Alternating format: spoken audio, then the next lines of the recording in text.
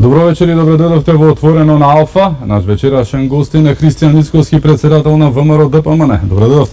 Благодарам на поканата. Чести задоволство да видам дел од вашата емисија. Ницковски, пред малку кривичниот суд ја одби жалбата на вашиот почесен председател Никола Груевски за случајот Тенг во кој што е осуден на 2 години затвор. Предходеше и неуспешен обид во собранието за одземање на неговиот пратенички имунитет. Не успеа, само 58 пратеници гласа за одземањето, но тоа не ги спречи да жалбата да ја потврди кривичниот суд, иако според законот за дело до 5 години тој е заштитен. Како гледате на овој чекор на судот и флагрантното кршење на законот? Самиот чин е преседан во судството и уште еднаш се потврдува тезата на ВМРО ДПМН, но и на јавноста во Република Македонија дека имаме апсолутно целосно партизирано судство кое што е по стегите на владата и дека Никола Груевски во случајот е апсолутно жртва на политички прогон, која што и хајка која што се води против него, бидејќи во минатото од страна на СДСМ кога тие беа опозиција, во многу наврати сакаа да кажат дека милиарди се изнесени од државата, а денеска Никола Груевски, кривичниот совет, ја одбива неговата жалба за дело за кое што е осуден поради стекнување нематеријална добивка, како што е возењето неколкукратно во возилото кое што е предмет на тој судски процес. Како што кажавте, претходно во парламентот имаше гласање за одземање на мандатот на Никола Груевски, кое што заврши неуспешно. Инаку вреди да се напомени куриозитетот дека зашто се гласаше во парламентот, се гласаше да се одземе мандатот на пратеникот поради тоа што тој не е достоен за да обавува пратеничката функција.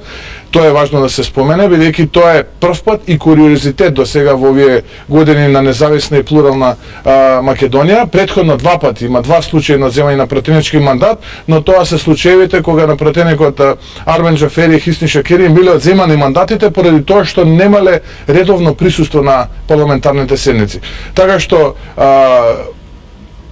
Никола Груевски во случајот најпрвен во парламентот не му беше одземен мандатот, односно видовме дека нема двотретинско мнозинство, колегите негови во парламентот не дадоа зелено светло, а потоа кривичниот совет уште еднаш потврди дека станува збор за флагрантна пресија која што е извршена врз нив и еден вид раритет во судството во Македонија, каде што како жртва на политички прогон му се одбива жалбата на Никола Груевски во случај во кој што немаме материјална штета, повторно ќе кажеме, туку Никола Груевски во случајот добил нематеријална добивка, еве да речеме, возејќи се со возилото кој што е предмет на случајот неколку пати.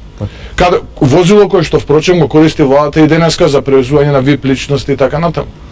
Според последните информации треба само да ја добие пресудата, односно решението за да оди во затвор. Па пред започнување на емисијата јас ја добив таа информација, навистина сме разочарани, бидејќи судството не само што не се реформира и не иде напред, туку дополнително се ја влошува сопствената состојба, но морам да кажам дека кацарска судството кога тогаш ќе заврши и ќе дојде вистинско судство со вистински суди кои што ќе судат непристрасно и кои што ќе бидат ослободени од стегите на политичарите.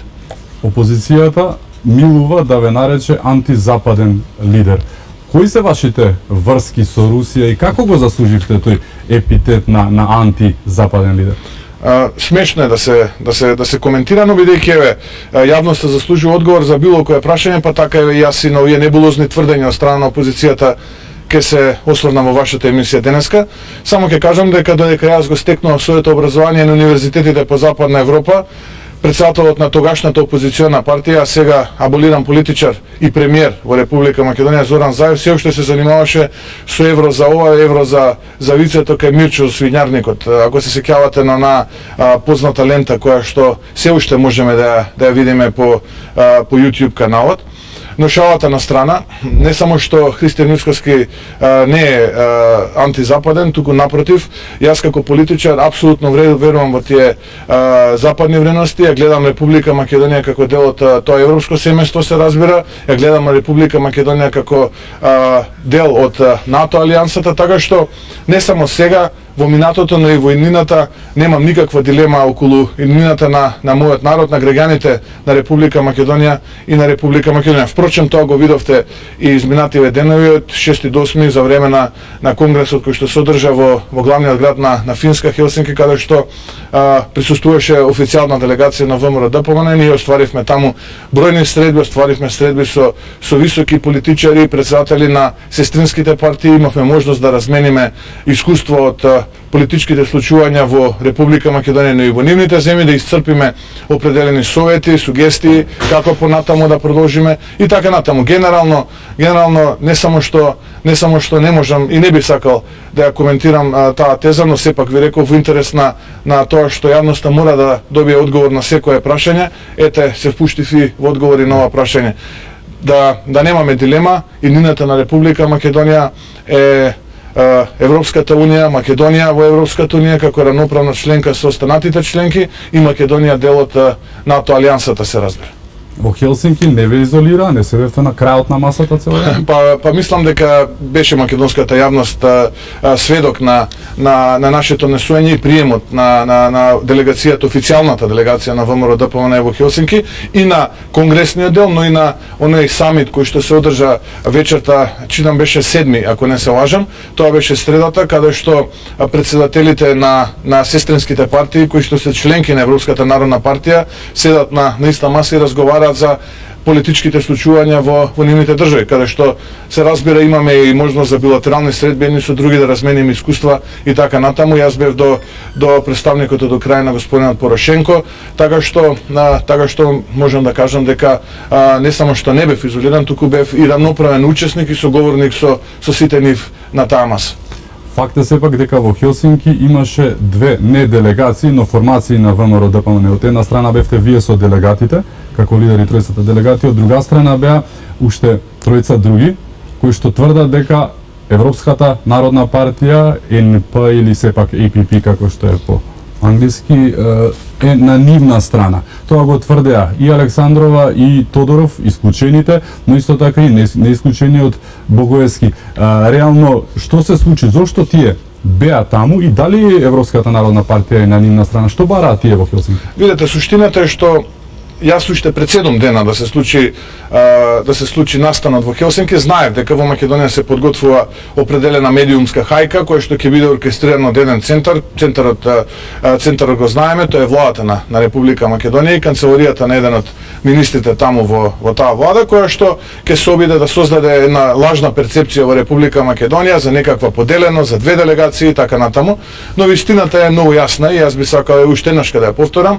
ВМРО ДПМН на конгресот на Европската народна партија во Хелсинки беше представена една официјална делегација во која што бевме 4 делегати кои што учествуваа во работниот дел на конгресот. Се разбира, јас како председател на ВМРО ДПМН бев меѓу председателите на сестринските партии и останатите тројца, тоа се потпредседателот Николовски, меѓународниот секретар Ѓорчев и советникот во мојот кабинет господин Муцунски беа дел од работниот дел всушност на конгресот, учествуваа во дискусиите, можеа да се вклучат директно во комуникација со останатите делегати на конгресот на Европската народна партија. Ви реков вечерта на 7, тоа е средата, учествував на самитот на лидери на сестринските партии, така што тука немаме никаква дилема. Меѓутоа исто така вредно е да се спомне дека имаше преку 2000 гости кои што беа дел од овој настан. Меѓу тие гости претпоставам се најдоа и овие 3 официјални лица од Република Македонија. Тоа и беџовите им го покажуваат, така? Па да, генерално таму се разликуваат по бојата. Јас имав жолта или златен беџ, останатите делегати има зелена, гостите беа со црвена, но тоа се формалности во принцип протоколарни. Па да, имаше меѓу гостите бројни студенти од Финска, но и од земјите од каде што доаѓаат сестринските партии кои што беа поканети како гости. Така во тоа друштво претпоставам се најдоа. Не се малку стари за студенти? Молам се извинувам. Не се малку стари за студенти Тодоров, Александрова и Богоевски? Па претпоставам има и што да научат и од помладите студенти. Но се сретна и со Жозеф Дол. Да, се сретна и со еврокомесарот Хан, се сретна и со господинот Жозеф Дол. Видовме која е пораката. Генерално ние разговаравме и со високиот представник господин Хан, но и со господинот Дол. Отприлика пораката е таа. кај меѓународната зеница за жал влада една погрешна перцепција дека некој овдека од ВМРО ДПМН користи насилни методи, дека се служи со закани, се служи со уцени, ги притиска пратениците и така натаму, што е комплетно погрешно и погрешни вести стигаат од тука. Видовме и каналот на тие погрешни вести преку кој иде. Тоа е еден пратеник од една соседна земја кој што ги лиферува тие вести, кои што апсолутно не се точни, преку примери побарав од истите, вклучително и прекрасната дама Дорис Пак, која што пред всушност и да ме запознае физички напише еден твитер статус кој што одека од провладините медиуми беше така помпезно прокоментиран, но суштината е таа да ја и она прегрнати влеговме потоа во конгресната сала, бидејќи седевме еден пред друг на самиот конгрес, имавме можност да разговараме за вистинската вистина која што е во Република Македонија, но и однесувањето на ВМРО ДПМН визови таа вистинска вистина. Така што наистина не постои политичар кој што би можел да поддржи, а да не осуди насилство, се разбира, уцени, закани и така натаму. За жал исто бевме сведоци изминатиот период, можеби на слични такви појави но од страна на други политичари кои што не припаѓаат на ВМРО ДПМН, туку се во едно друго мнозинство, владеачко мнозинство. Впрочем, имаме сведочења од овие пратеници кои што сега се во дел од независната пратеничка група, како што они ја нарекуваат. Така што со еден збор би сакал да сумирам дека од тука преку каналот беа пласирани лажни вести во немоќ да се доближат до тие структури. Се разбира дека не постои политичар во Европа, во Македонија, било каде кој што би поддржал насилство, закани и уцени, и нормално овие политичари истото тоа мене ми го пренесува и јас истото кажа дека не само што не е вистина, туку е и брутална измама и лага со која што некој се обидува да ги навлече на погрешна траса. Така што отприлика тоа беше содржината на тие разговори. Потоа се префрливме на реалните теми, на она што не очекува понатаму. Суштината на конгресот беше избор на кандидат за председател на Европската комисија од страна на Европската народна партија. Имаме две прекрасни личности кои се кандидира. Едниот е господинот Манфред Вебер, кој што досега беше председател на парламентарната група на Европската народна партија во рамките на Европскиот парламент. Другиот беше господинот Штуп, кој што е поранешен премиер на Финска и е поранешен председател на наша сестринска партија која што е од Финска. Така што и двајцата се прекрасни личности. Знаете како заврши на крај гласањето господинот Манфред Вебер, кој што доаѓа од нашата сестринска партија ЦСУ. Да подсетам дека јас имав и состанок билатерален со председателот на нашата сестринска партија ЦСУ, господин Сехофер, кој што е министер за внатрешни работи на Сојузна република Германија. Така што еве денеска и упати влишта честитка господин Манфред Вебер, уште на самото пристигнување на парламентарното собрание на 6 ноември имав можност лично да се сретнам со него, да продискутираме за тоа што следи следните денови и перспективите на Македонија во рамките на Европската унија. Јас сум среќен што доколку, а најверојатно Европската народна партија ќе освои најголем број пратеници на следните избори за Европскиот парламент, тој ќе биде идниот председател на Европската комисија, а Македонија во тој човек ќе добие навистина фантастично голем поддржувач и пријател. Колку што јас ве разбрав, европските пратеници, особено оние кои што реагираа меѓу нив и Дорис Пак, не знаеле како овие 8 пратеници, односно 7 од кај вас ги дале, начинот на кој што дојдовме до нивните гласови во собранието. Па, еве јас ќе ви кажам еден куриозитет. Господата Дорис Пак случајно налета на еден член на нашата делегација, барајќи мене. Практично ние физички не се бевме сретнале и немавме можност да разговараме реално за тоа што она претходно го напишала на твит. Кога се видовме, кога поразговаравме, ние бевме тројца, седевме тука, вклучително и таа прекрасна дама, кога ги слушна нашите аргументи, кога ја виде вистинската вистина, наистина впечатокот беше малку поинаку. Наистина жалам што некои луѓе одбра во животот да се занимаваат со половистини, со шпекулации, со лаги, наместо со конструктивен однос, со конструктивни сугестии да му помогнат на ВМРО ДПМН, бидејќи толку многу се колнат во ВМРО ДПМН. Еве, има навистина можност, но и се уште имаат можност, доколку навистина му мислат добро на ВМРО ДПМН, да помогнат како ВМРО ДПМН да се справи со овој реален политички противник кој што е на ВМРО ДПМН, но и на македонските граѓани. Тоа е оваа ненародна влада, криминална влада предводена од единствениот аболиран политичар Зоран Заев.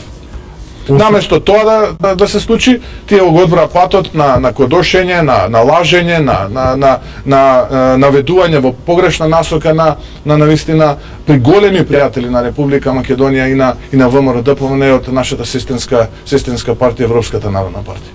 Освен твитот на Дорис пак беше оној на Јоханес Хан, кој што најмногу ја разбуричка да рече македонската јавност. Таму тој кажа дека вие сте му дале гаранции дека нема да го блокирате во собрание Преспанскиот договор. Какви гаранции му дадовте на Хан? Токму тоа го не станува збор во неговиот твит за гаранции, но токму тоа е она што се обидам цело време да го објаснам. Перцепцијата кај поедини политичари од меѓународната заедница е тоа дека ние одека се служиме со не знам какви насилни методи, ги уценуваме, ги притискаме пратениците, малте не се однесуваме како луѓе кои што на недостоинствен начин ги третираат другите луѓе, што навистина од моја страна беше кажано дека не е точно, дека процесот во парламентот на начин на кој што избра владата е отпочнат, а сме го коментирале тоа во минатото, се надевам понатаму во емисијата и тоа ќе го прокоментираме преку трговија со правото и правдината, да обезбеди двотретинско мнозинство, да го отпочне процесот во рамките на собранието, и јас само кажав дека не станува збор за никакви такви чекори кои што ВМРО ДПМН планира, нити па некогаш му паѓало на памет на ВМРО ДПМН да применува насилство, уцени, закани кон не само сопствените пратеници, туку и кон било кои членови или активисти на самата партија или граѓани на Република Македонија, туку ВМРО ДПМН ќе ги користи сите алатки кои што му стојат на располагање во рамките на парламентот да може да опонира на овој процес кој што се случува во парламентот, но и во институциите надвор од парламентот, се разбира на еден демократски достоинствен начин, и да ги користи сите можни методи кои што му се демократски методи, повторно ќе повторам, кои што му се на располагање, а кои што се во однос на уставот, законите, парламентарното деловник за работа и така натаму. Генерално тоа беше разговорот, и врз основа на тој разговор се појави потоа твитот, еве да ја кажам реалната вистина на тоа што станува збор. Не само што не ни паѓа на памет, него никогаш не сме ни помислувале да се занимаваме со било какво насилство, нити со било какви уцени, нити со било какви закани, но морам да кажам дека сведочењата на овие луѓе кои што влегува во една парламентарна процедура понатаму за овие уставни измени се могами поинакви. Вие пред 10 дена изјавивте дека имате силни докази дека напротив, освен што вие не сте ги притискале, дека имате силни докази дека другата страна, односно некој вршил силен притисок врз овие пратеници.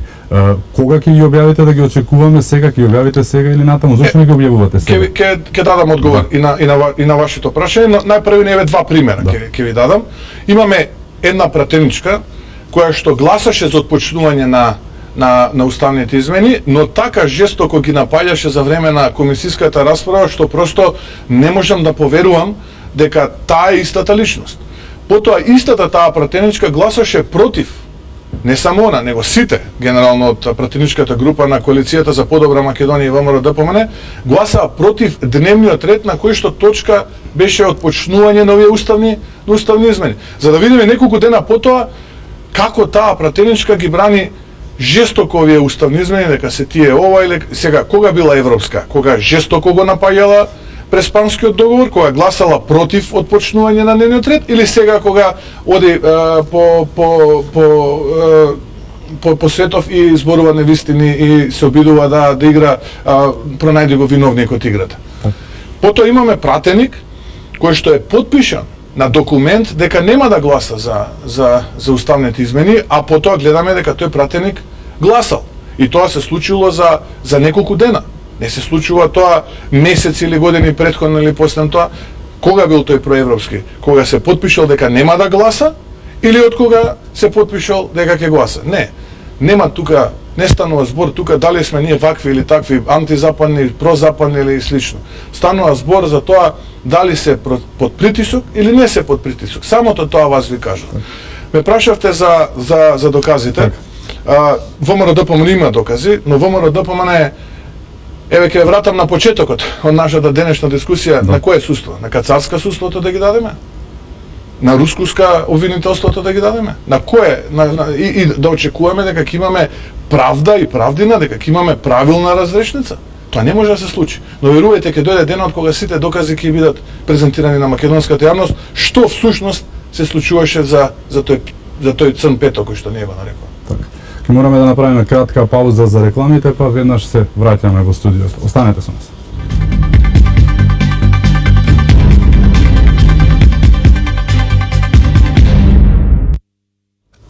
Се враќаме во Отворено на Алфа, наш гост е на Христијан Мицкоски, председателот на ВМРО ДПМН. Мицкоски и Сашо Мијалков повторно не издржа. Разговорно кажано, повторно ве поздрави, ви напиша ново писмо со многу навреди и констатации. Меѓу другото, во писанието му наведе дека сте биле времен лидер. Точно ли ова намеравате да се повлечете од функцијата под притисокот? Некој намерава да ве смени, знаете така нешто? Видете, сите ние смртниците сме генерално времени. Предпоставувам дека јас сум времен лидер во ВМРО ДПМН, предпоставувам после мене ќе дојде некој друг лидер во ВМРО ДПМН. Прашањето е само таа константа од време колку ќе трае. Тоа е прашањето, дали ќе трае една година, дали ќе трае 5, 10, но тоа ќе зависи од најмногу ќе зависи од граѓаните. Се разбира и од членовите и поддржувачите на ВМРО ДПМН. Не може да зависи од една или од две или од три личности. Така што ако метафорично мислиме на тој сегмент дека ние сме сите времено овдека присутни, да, тогаш се сложувам. Но ако збориме дали некој може да ме загрози или не може да ме загрози, се разбира и таа можност е секогаш отворена. Еве, знаеме дека еден поранешен функционер на ВМРО ДПМН нескриено ја покажа својата амбиција на една емисија, не на локална телевизија, рече доколку има конгрес дека ќе се кандидирал и така натаму. Претпоставувам има и други такви, но треба да дојде до тоа, треба да одлучуваат органите на партијата и слично. Од она што ја можам да го кажам, а веќе еднаш го кажав на едно интервју јавно овдека во Република Македонија, дека јас сум можеби првиот кој што побарал да се кој што ја ставил до вербата како председател на ВМРО ДПМН пред членовите на Централниот комитет да се гласа за таа негова доверба и апсолутно добив поддршка од 100% од присутните. Немаше дилема ниту еден од нив. Така што мислам дека тоа прашање во овој момент за мене е затворена книга и не би сакал повторно да ја коментирам. Што се однесува до ова второ писмо кое што вие го кажавте, исто така немам нити што да додавам, нити што да одземам. За мене таа работа е завршена. Книга, се обидувам да отворам нова книга. За мене политички противник е однонародената и криминална влада на СДСМ, предводена од аболираниот политичар Зоран Заев, и се разбира останувам фокусиран ја и соработниците, секој оној кој што сака да допринесе во борбата против овие луѓе, добре дојден, вратите се отворени, немаме никаква фрустрација према никого, напротив, така што немам никаква дилема околу тоа кој е нашиот вистински противник, но и вистински противник на граѓаните на Република Македонија и македонската нација. Останатите можат да лиферуваат лажни информации, можат да кодошат, можат да шпекулираат, можат да брифираат вака или онака, можат да пишуваат писмо. Јас ќе работам, ќе продолжам да работам жестоко, па ќе видиме на крај каква е судбина ќе има. На што се должи и оваа негова чудна трансформација? Тој е еден од оние кои што го променија своето мислење, да не речем, предпоставувам дека неговото исклучување не се должи, народски кажано, Бош Муавет или рекла казала, предпоставувам, имавте информации за неговата инволвираност. Ви реков, не би сакал нити да додадам, нити да одземам тоа што имаше да се кажа за време на седницата на Централниот комитет. Тоа останува таму. Наш единствен политички противник и противник на македонските граѓани и граѓаните на Република Македонија останува, ќе повторам, владата на СДСМ и Зоран Заев. И на тоа сме фокусирани, ја подготвуваме програмата, подготвуваме низа сет од активности кои што ќе следат во периодот понатаму, остануваме фокусирани само на тоа и немаме никаква фрустрација. Било кој што сака да ни се придружи во оваа битка, во оваа борба со овој наш политички противник е добре дојден, вратите се отворени. Јас како председател на ВМРО ДПМН ќе ги охрабрам сите граѓани во Република Македонија кои што некогаш имале било каква резерва, ради било кои личности кои што биле во партијата, а не сакале да му се придружат на ВМРО ДПМН, дека вратите се отворени, слободно да дојдат, да видиме, да поразговараме, да видиме каде што најмногу може да додадат вредност и да влеземе во конечна пресметка со овој наш политички противник, кој што навистина гледаме дека е противник и на Република Македонија, и на граѓаните на Република Македонија, бидејќи Видете, ние изминатиот период дискутираме континуирано за ланскиот снег и за ВМРО-вските работи. Ние треба да се фокусираме на реалните проблеми. Граѓаните имаат реални проблеми. Тоа е суштината за која што треба дебатата во општество да се води. Дел од медиумите создаваат слика дека во моментов во ВМРО се случува, во ВМРО ДПМН се случува нешто страшно. Го поврзуваат тоа со исклучувањата, го поврзуваат тоа со чистката, така наречена. Никој не обрнува внимание на случувањата во СДСМ, дури ВМРО ДПМН се предавниците преку оние 7 пратеника кои што гласа за уставните измени, оние 50-тина на СДСМ никој не ги споменува. Што се случува реално во ВМРО ДПМН? Дали е ослабено толку многу како што се представува? Зошто е целото внимание насочено кон него и еве доколку утре имаме избори или во догледно време, можете ли со вакво ВМРО како што го представува да го победите СДСМ? Видете, ние тестираме континуирано. Генерално јас верувам на бројките, но не на оние некредибилни извори како што некредибилни анкети како што беше наведено во еден текст, во едно писмо, него на анкети од неколку извори, предпоставувам можеби за некој еден е некредибилен, но не може 3-4 да се некредибилни. ВМРО ДПМН има предност во однос на нашиот политички противник СДСМ, така што јас сум апсолутно убеден дека кога идем избори во периодот кој што следува, ВМРО ДПМН ќе го победи СДСМ. Она што е важно е дека ВМРО ДПМН е стабилно, во ВМРО ДПМН сето она што се случува не прави само појаки, поискусни, ние учиме од сето ова, нормално некои работи за прв пат ви се случуваат во животот и вие можете од тоа да извлечете поука да не ви се случат по втор пат. Така што лично како председател за мене представуваше ова едно ново искуство, се разбира дека во политиката е динамична работа и во политиката секогаш можете да научите нешто ново. Сите оние, како да ги наречам, критичари кои што го критикуваат ВМРО ДПМН, како што вие рековте, предавници и слично, јас повеќе би ги нарекол дека се дел од онаа старата народната не можеш помагарето, па полесно ти е посамарат. Но нека критикуваат, повторно ќе кажам, они нека критикуваат, а ние ќе работиме. Тој што работи на крај победува. Победува мотивираниот. Ние сме силно мотивирани, екипирани. Во еден говор кажавме колку сме, толку сме, токму сме. Така што ВМРО ДПМН, знаете, изминатото лето во рамките на акцијата Лето за Македонија ги полнеше улиците, ги полнеше плоштадите низ неколку градови во Република Македонија, кога сите му предвидуваа на ВМРО ДПМН распад. На 2 јуни направивме фантастичен народен собир пред платото на владата на Република Македонија, со потенцијал да биде уште поголем, доколку не беа притисоците од страна на јуришниците на оваа влада предводена од СДСМ. Така што они нека критикуваат, само да знаат дека повеќе не мотивираат, а мотивираните на крајот победуваат. Во ВМРО значи нема раскол? Не само што нема, ви реков. Да. Така. Владеачкото мнозинство денеска одби да го стави на дневен ред во собранието законот за амнестија, предлог законот за амнестија предложен од вас, од вашата партија. Дали со тоа се плашат дека може да го изгубат оној џокер кој што го користат кај овие веќе многу пати споменати пратеници кои што гласа за уставните измени, или? Ние тој закон го коментиравме многу пати во минатото и се обврзавме пред граѓаните на Република Македонија, но и пред оние луѓе кои што се опфатени од овој политички монтиран случај, да го поднесеме во собранието. Еве, вие бевте сведоци денеска што се случуваше. Дури често пати знаевме да бидеме обвинети вака кулуарски сега што им треба, каде беа до сега со овој закон, зошто не го поднесоа порано, сега најдоа да го поднесат, да ни ги расипат нас, да ни ги замрсат сметките, кога веќе све е договорено со Зоран Заев и компанија. Они не знаат дека со Зоран Заев никогаш ништо не е договорено. Тоа е суштината на неговото функционирање и како човек, и како политичар.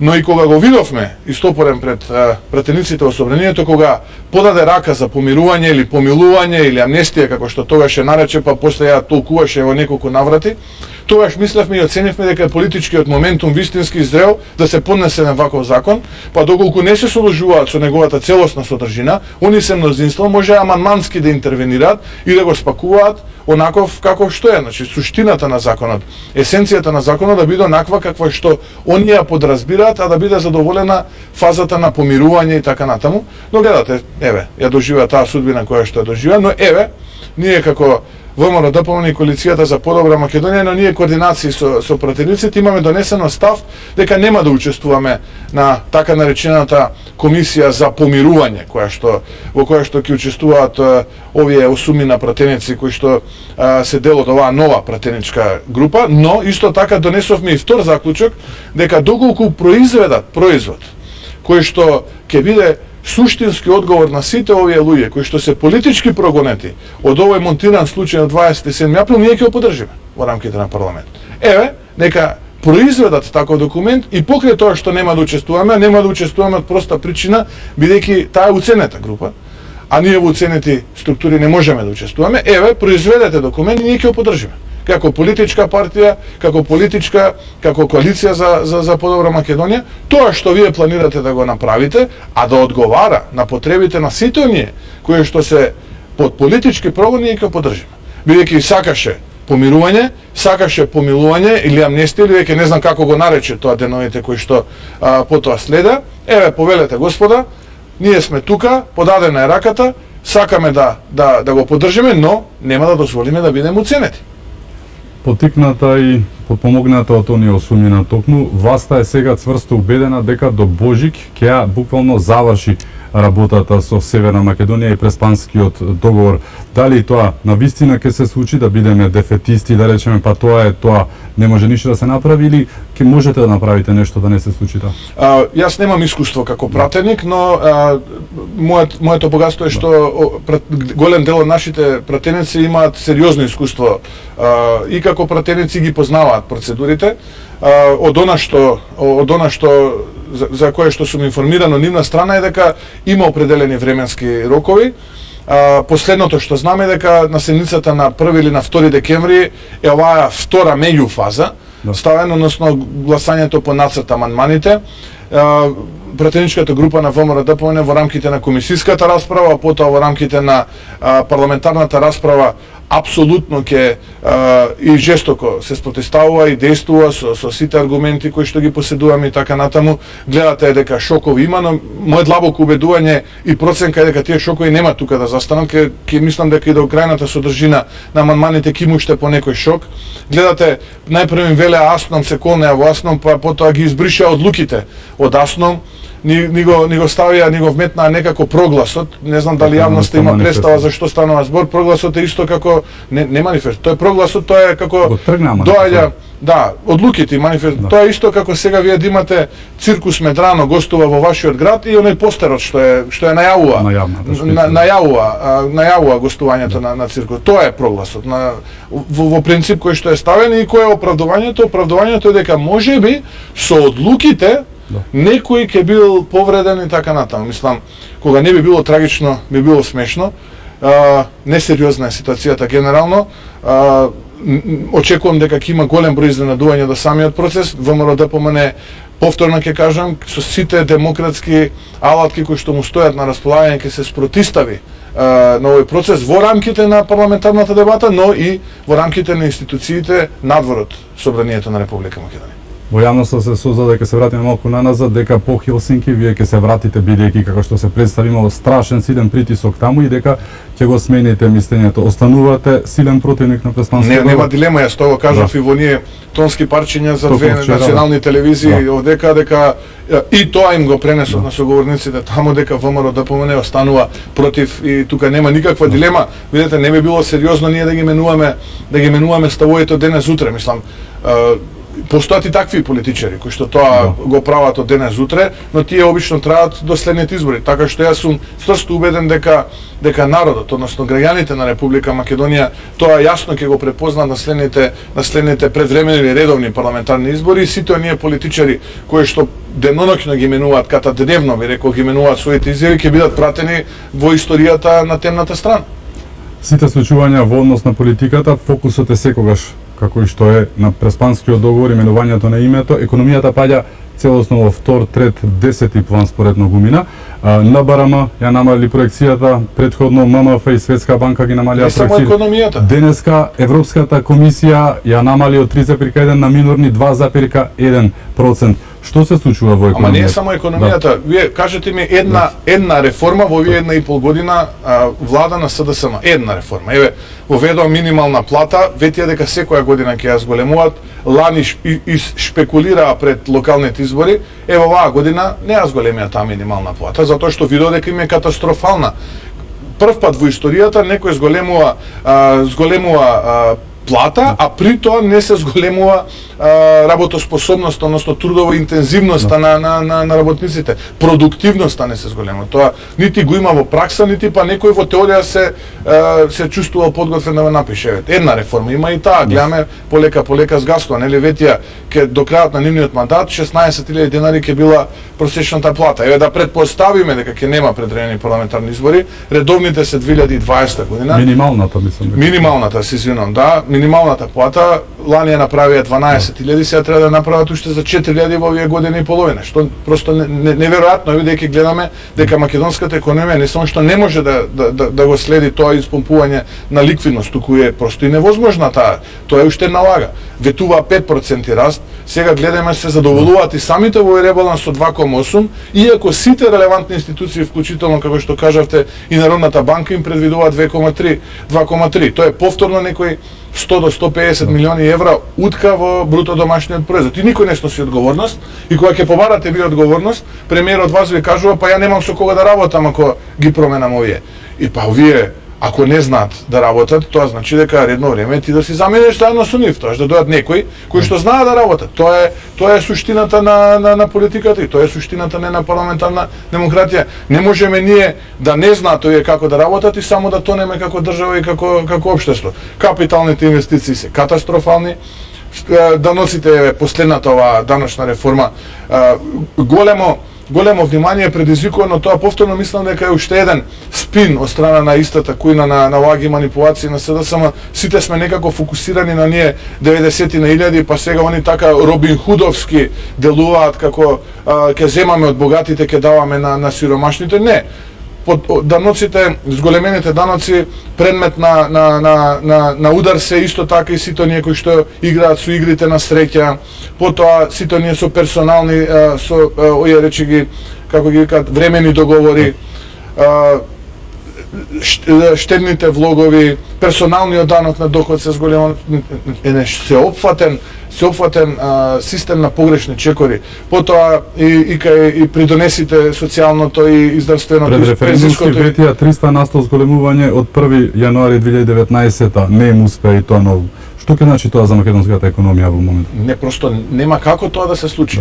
Просто нема како да се случи, бидејќи вие гледате, треба да имате проекти. Проектите не можете, сега ви текнува проект. Еве вие да сте најбрилијантниот ум на светот и да седите и да размислувате и да ви текне најдобриот проект, најбрилијантниот ум сте вие.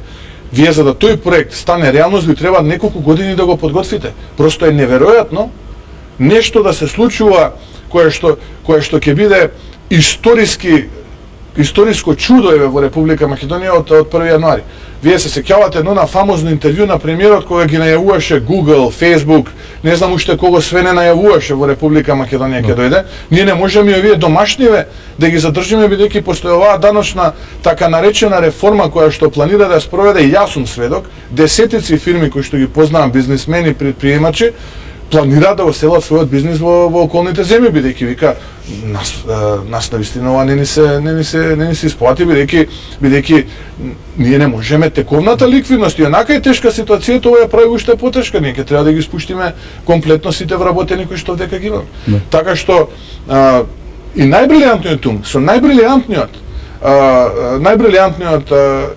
проект да биде сега смислен во моментот, ние не можеме да го реализираме барем до 2020 и некоја година. Ветува чист воздух, позагаден воздух не дишеле Скопје, ние да речеме. Ветува многу работи изминатиот период, ништо не исполнија.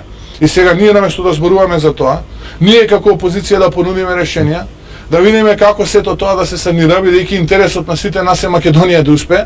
Ние се занимаваме, писмо пишал овој, отиште 2 делегации ваму, 3 делегации се вратиле, овие ги искарале. Не е тоа суштината. Тоа не е државата.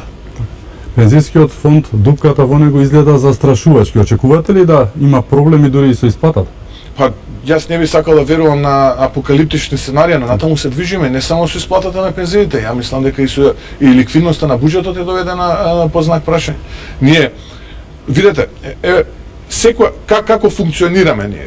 Министерството за финансии проектира задолжување и проектира раст секоја година. И визави тоа задолжување и тој раст ги определува процентот колку Македонија е задолжена. За 2018 Министерството за финансии предвиде дека ќе пораснеме 3,2% и во однос на тие 3,2% таа позајмува пари или на меѓународниот или на домашниот пазар.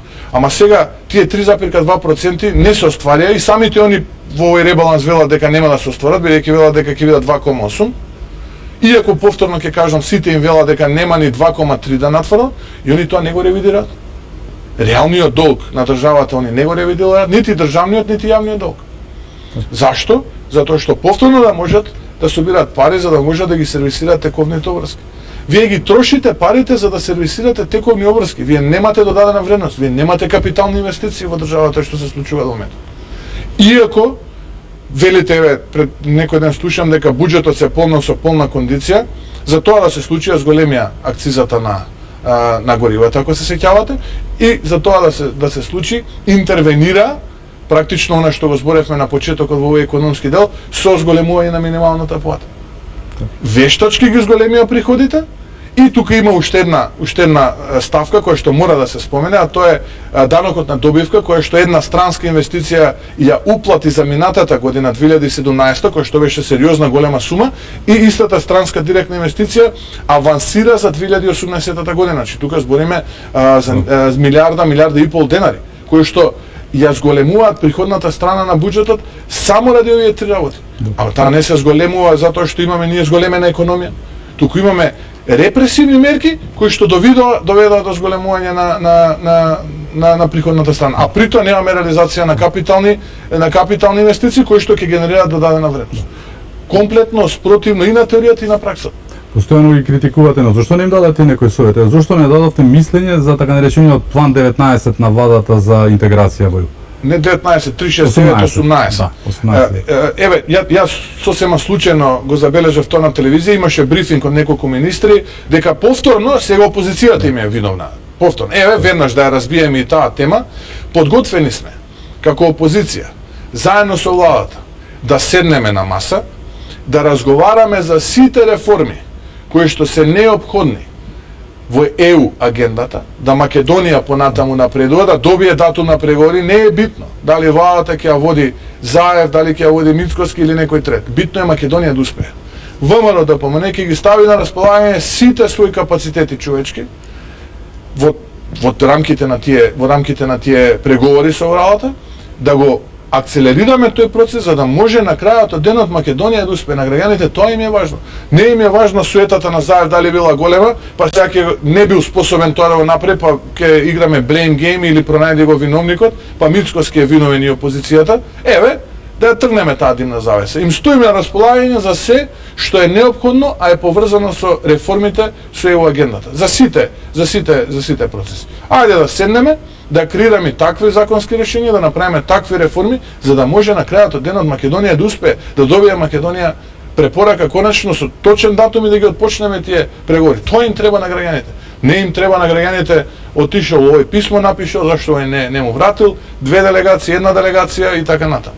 Еве, подготвени сме. Нормално, во тие разговори, ние не прифаќаме да разговараме за нешто што за нас е завршена тема, односно затворена тема, а тоа е овој капитулантски договор кој што не го подпиша во Преспа. Така што се што е поврзано за ЕУ агендата, им стоиме на располагање и за 3, и за 6, и за 9, и за 18. За волја на истината, се сеќавам не на средба во нашата партија, каде што вице-премиерот Османи дојде да запознае дел од моите соработници со тоа што планира во планот 369 до тој момент завршен, па сега до 18, но тоа беше некаде мај месец, од тогаш до сега ноември дојде, ние немаме добиено ниту едно парче кое што е поврзано со таа агенда, со исклучок на изборот на директор на оперативно-техничката агенција, која што е дел од тие реформи, каде што ВМРО ДПМН го поддржа, бидејќи беше неопходно 2/3 мнозинство, избравме човек професионалец кој што очекуваме професионално да си ги заврши обврските, и потоа уште два закона во кои што учествувавме во рамките на оние преговори март-април, а тоа е законот за обвинителство и законот за казнена постапка. Тоа е во принцип што до сега сме било од нас побарано и каде што ние сме учествувале, но повторно ќе кажам, нас не е важно Македонија да успее. Тука сме, повикајте не, дајте ни да се договориме за методологијата, дајте да направиме модел за Македонија да добие датум за преговори. Не е битно. За мене лично не е важно дали оваа влада или некоја друга влада. Важно е Македонија да успее. Тоа е важно. На социјалните мрежи се шегуваат дека од 36918 се стигнати до 3, бројките и блиску зборуваат. Ќе продолжиме на оваа тема набрзо, но сега одиме со рекламите и се враќаме веднаш во студиото. Останете со нас.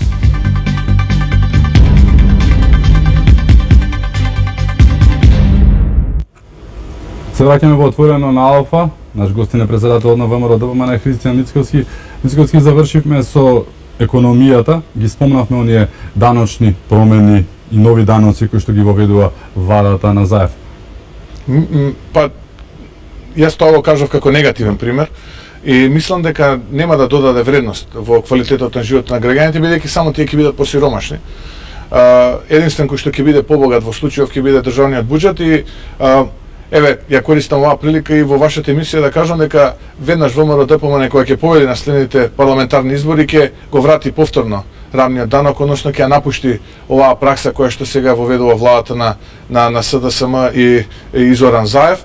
Но исто така што се однесува до граѓаните, мораме да кажеме дека ВМРО ДПМН како народна партија, како чувар на четирите свети букви ВМРО, секогаш во минатото, така и во иднината ќе биде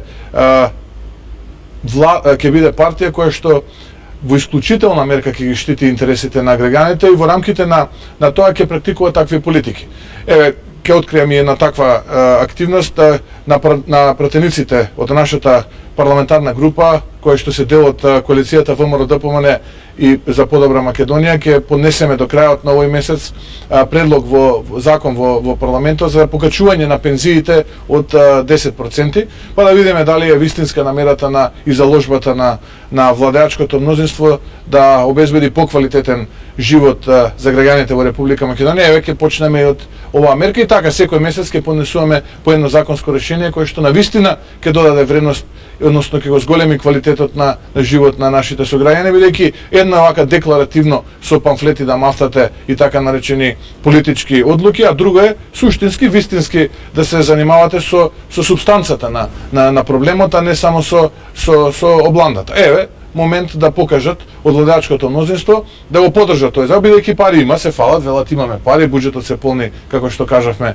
во насока добра, еве можност да покажат дали навистина мислат добро за граѓаните. Еве ова е една од првите мерки и така секој месец ВМРО ДПМН ќе предлага нов сет мерки кои што ќе бидат пред парламентарците во собранието на Република Македонија. Постојано вниманието го насочуваат кон вас, вашата партија и случувањата таму. Од друга страна, еве можност да дивергираме. Ако навистина сакаме да се занимаваме со реалните проблеми, еве една ваква можност, а тоа е нека го поддржа тој закон кој што ќе го предложи ВМРО ДПМН во собранието. Така. Од друга страна, што се случува во владата? Следува втора реконструкција, иако не сакаат да признаат дека тоа е реконструкција, втор пат во година и пол, тие прават реконструкција на владата, најавија дека нема да се менува само лика, дека ќе бидат повеќе имена. На што се должи ова? Дали ќе имаме повторно нов наплив на советници кои што како минатиот пат од министри станаа советници, односно оптоварување на буџетот, и сега дали ќе се случува нов пазар? На што се должи ова што се случува во владата, на промената? На неефективноста или на нови пазари? Видете, практично оваа гарнитура политичари во СДСМ, меѓу кои има голем дел од оние остатоци на транзицијата во Република Македонија, има политичари кои што траат од тоа време, се навикнати на таков тип на политиканство. Ја навистина не знам дали овој пат може да им се верува или не може да им се верува. Дојдоа советувања дека ќе го намалуваат бројот на министерства, многу советници имал Груевски, па сето тоа го скандализира, вадеа списоци вакви или такви, тој список он не само што го продолжија, него можеби го дуплира. Така што за очекување и во периодот кој што следува некои такви задоволување на страстите на оние кои што ќе бидат променети, ако бидат променети, да дочекаме да видиме што ќе се случува. Лично јас мислам дека е потребно комплетна нова влада, а не козметички промени, бидејќи оваа влада овие година и половина докажа дека не може да се справи со реалните проблеми кои што живо значат за граѓаните. Ако денот путрото се познава, не само што оваа влада ќе остане забележана во историјата на демократска Македонија како најнеуспешната, ќе излезе дека можеби и влада со најголем број лаги кои што јавно ги пласирала во јавниот живот во Република Македонија. Но ајде да почекаме да видиме дали ова што го најавуваат навистина ќе биде така или нема да биде. Повторно ќе кажам, со резерва се примам кое што доаѓа од Илинденска број 2, бидејќи до сега многу пати работите биле едно кажувани, па потоа за неколку сати или неколку дена биле демантирани. Така впрочем беше и со Асном. Се сеќавате, ја ширевме кутијава, па потоа видовме дека Пандоринава кутија ја ширевме за Асном, па потоа ја стеснувавме. Не излезе прогласот за Асном, практично постерот за најава на Асном и така натаму. Така што немам што повеќе да додадам како одговор на вашето прашање. Мислам дека е крајно несериозен пристапот во овие година и половина. Не очекувам нешто дека ќе се промени и доколку има било каква промена на кадрите во владата, најде да почекаме да видиме како ќе се развиваат таму работите. Треба ли да играте поригидно со оваков играч каков што е СДСМ, бескруполозно, кој што користи недемократски цели за недемократски средства во исполнување на наводни демократски цели? Треба ли по хардкор како што дел од граѓаните барем бараат од вас? Треба ли да играте по остро? Не, ние играме витешки, така играме и така водиме политика и така ќе продолжиме, принципиелно, честно, искрено и тука и честито, тоа е многу важно. До сега тој пристап сме го применувале, тој пристап ќе го применуваме и во иднина. И немојте нити вие нити било кој да се залажува дека сето ова кое што значеше прекршување на законот изминативе година и половина, еден ден кога кацарска судството нема да биде во функција, ќе остане неказнато. За крај, вакви какви што сте сега како партија, го споменавме на почеток, но повторно би завршиле со тоа како што ве представуваат растурени со целосен раскол и се, доколку има избори, ќе се соочите или што очекувате од тоа? Повторно морам да кажам дека ВМРО ДПМН помина низ еден катарзичен период, навистина период во кој што се случија определени промени. Всушност во политиката тоа е нормален процес, тоа е динамична работа, се менуваат луѓето, се менуваат политиките и така натаму, но она што знам сигурно е дека ВМРО ДПМН не само што ќе го порази СДСМ, туку ќе го порази и жестоко. На референдумот СДСМ ја доби шлаканицата, а нокаутот ќе го добие на следните предвремени или редовни парламентарни избори. Ви благодарам што бевте дел од Отворено. И благодарам на вас на поканата. Благодарам и вам што бевте со нас, да сте неживи и здрави.